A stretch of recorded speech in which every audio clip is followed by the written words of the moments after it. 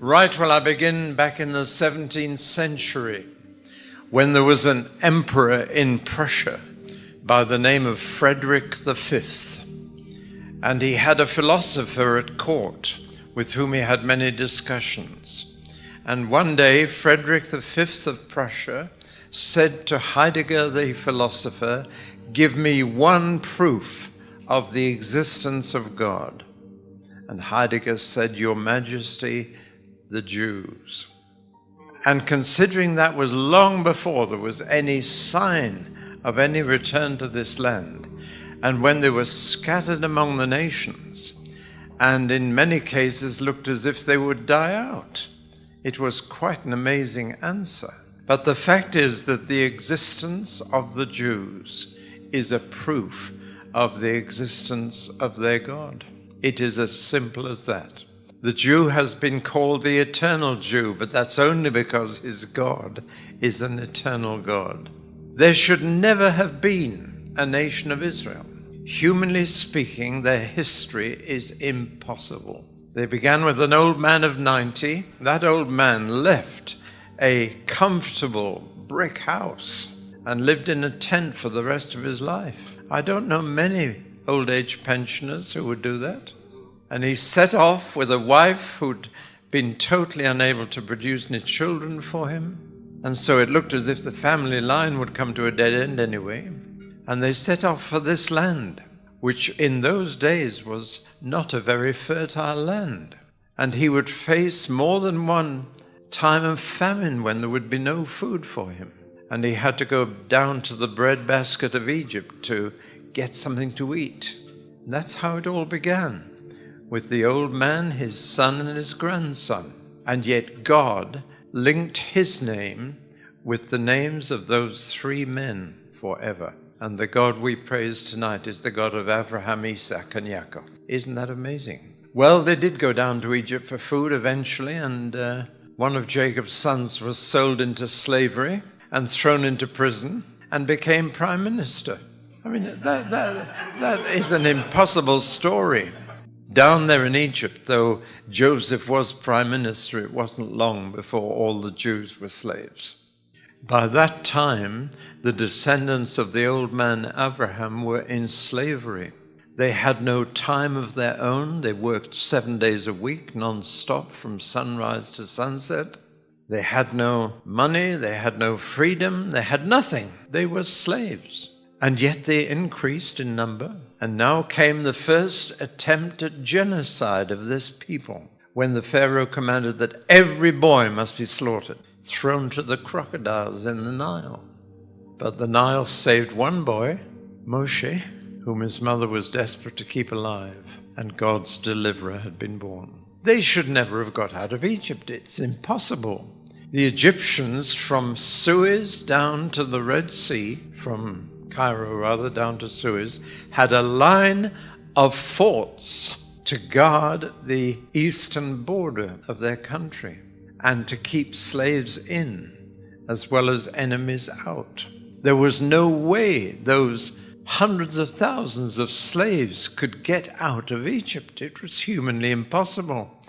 And of course, when they finally made a bid for freedom, they went totally the wrong direction. They went south until they were trapped between the sea and the Saharan desert. And behind them, the chariots of the biggest army in the then known world, trapped. They should never have escaped, but they did. And it was the Egyptian army with all its horses and chariots that didn't escape. They were then 40 years in desert without food or water. And in 1973, the Egyptian army, within 3 days, was dying in the Sinai Peninsula. And Israel took pity and released them. In a place where the Egyptian army of today could not survive 3 days, they survived 40 years. They should never have got into this land.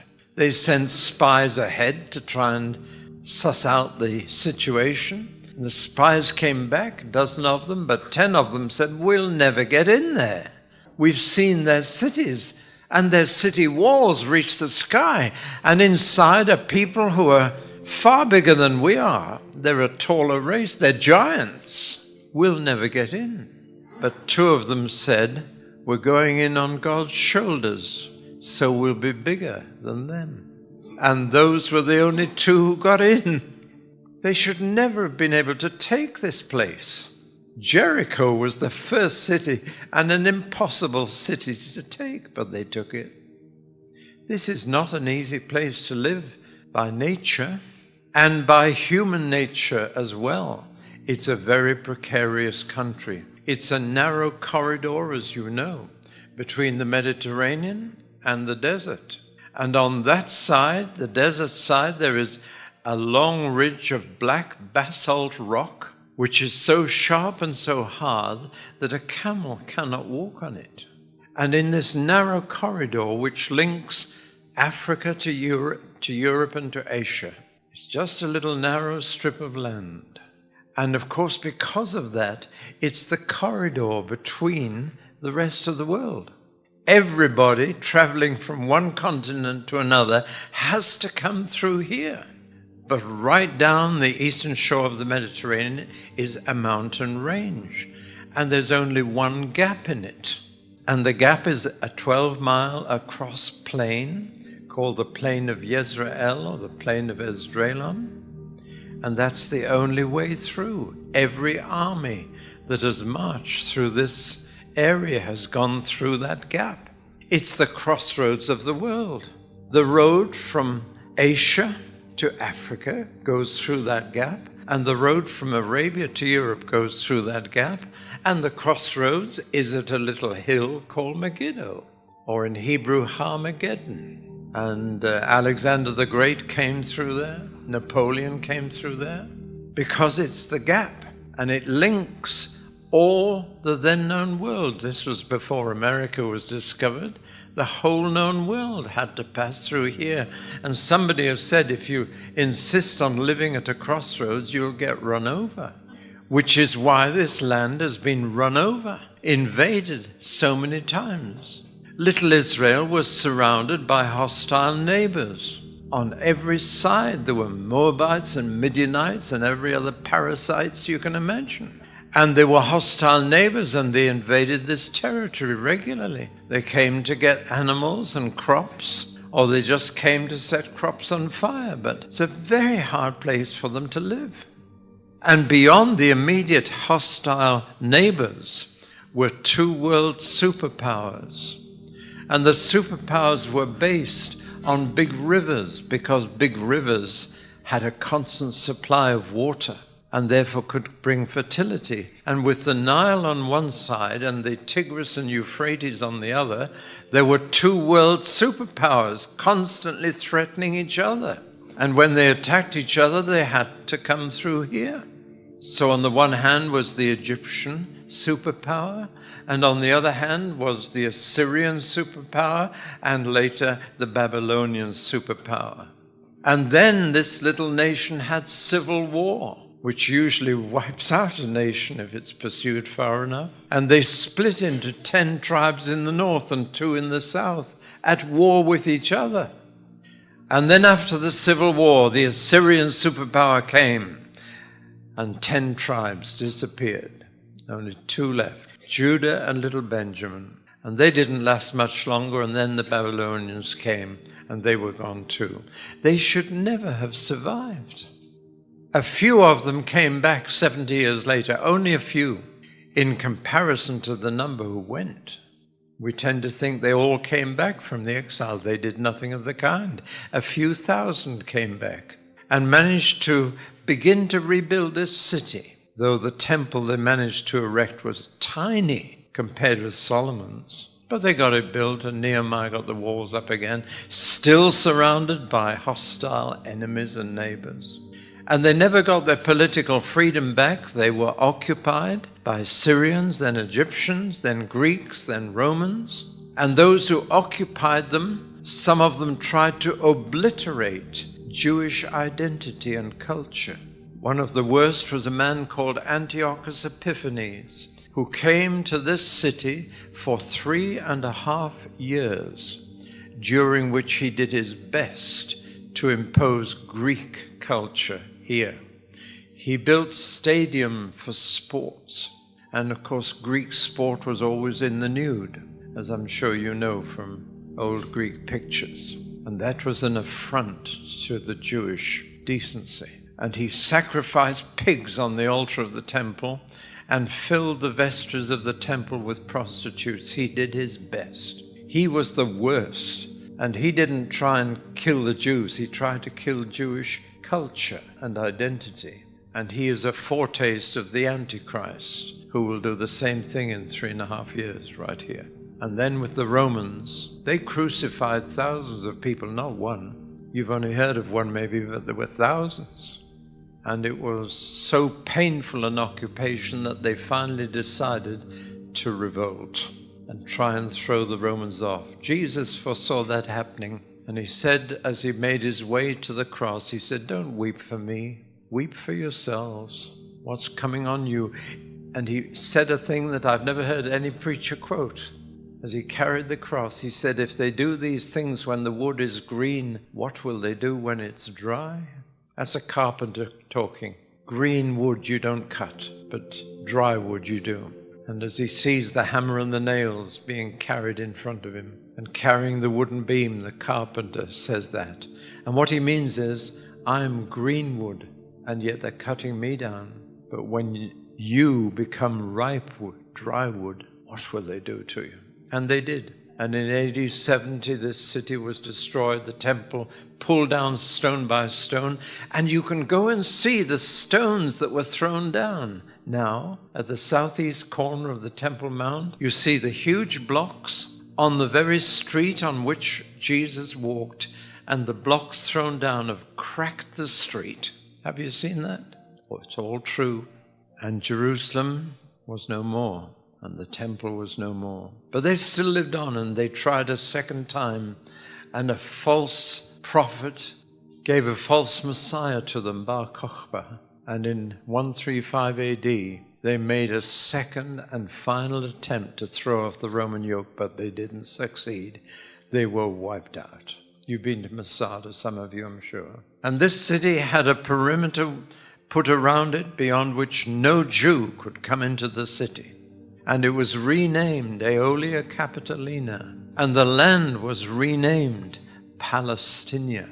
That word post-dates Jesus. And yet there are preachers in my country in England, prominent preachers. The leading evangelical Bible teacher of England is now telling my country that Jesus was a Palestinian. Doesn't he know his history? But that was the end. A few Jews managed to survive in places like Safed, a city set on a hill, but that was the end. They should never have reappeared. They should never have kept their identity, and many of them didn't. They were scattered over the whole world, and many of them assimilated and lost their identity. Others kept their identity by holding on to just 3 things: circumcision, the Sabbath, and a kosher diet. And that way they hung on to their identity, but they lost their language. They lost so many other things, but they kept alive a hope that one day they'd be back here, next year, in Jerusalem. And here they are, against every possible human explanation, considering that the Crusades, ostensibly coming here to release holy sites from the Muslim, killed every Jew on the way, starting in France and Germany. And the slaughter of Jews by the Christian church is one of the blots on our reputation. Then in Spain, the Inquisition forced Jews either to be tortured to death or to convert to Christianity under pressure. 1492, the very year that Christopher Columbus discovers America, Spain gets rid of the last Jew. Interesting, because the New World became a refuge for so many Jews. So it's gone on. And there have been so many attempts, Russian pogroms. The Jews of Poland were persecuted. And as you know, in our lifetime, my lifetime, it came to a head with the determined attempt to wipe the Jewish people from the face of the earth. And it succeeded with 1/3 of them, 6 million. including 1.5 million children. Well, you are probably familiar with all of this. I just want to underline, there is no possible human explanation for the fact that Israel is back on the map and back in their land after all that. That there is still an Israel is quite incredible. And you cannot find a natural explanation for it. They can't find a natural explanation for it themselves, because once a year they celebrate Passover, that their origin as a nation began with a miracle. It's not just a miracle that they've survived, it is a series of miracles all the way through. In other words, there is only a supernatural explanation for the survival of the Jewish people. And I remember in 1967, the Six-Day War, I was riding in a jeep with an Israeli major in the army on the Golan Heights. We had to watch where we walked. There was live ammunition everywhere on the ground. There were huge Russian gun emplacements with the guns pointing down from the top of the Golan Heights to the kibbutzim below. And yet when I asked the major, how did you get up here? He didn't say a word, he just pointed to the sky. He knew his history. There is no way they could have ever survived these 3,000 years and more, 4,000 years, unless the God of Israel exists, and unless he intervened in their history again and again and again. That's why Heidegger said to Frederick, Your Majesty the Jews, that's the proof of the existence of God, but only of the existence of the God of Israel. It doesn't prove any other God. Actually, no other God exists. The others are all figments of human imagination, but the God of Israel exists. And that is why Israel exists. And I predict now that on the last day of history, Israel will still be there. Jesus promised it. He said, heaven and earth may pass away, but he said, this race will never pass away. And it hasn't.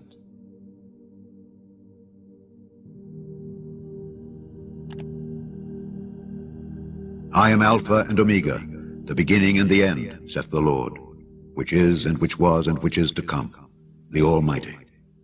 He which testifieth these things saith, Surely I come quickly. Amen. Even so, come, Lord Jesus.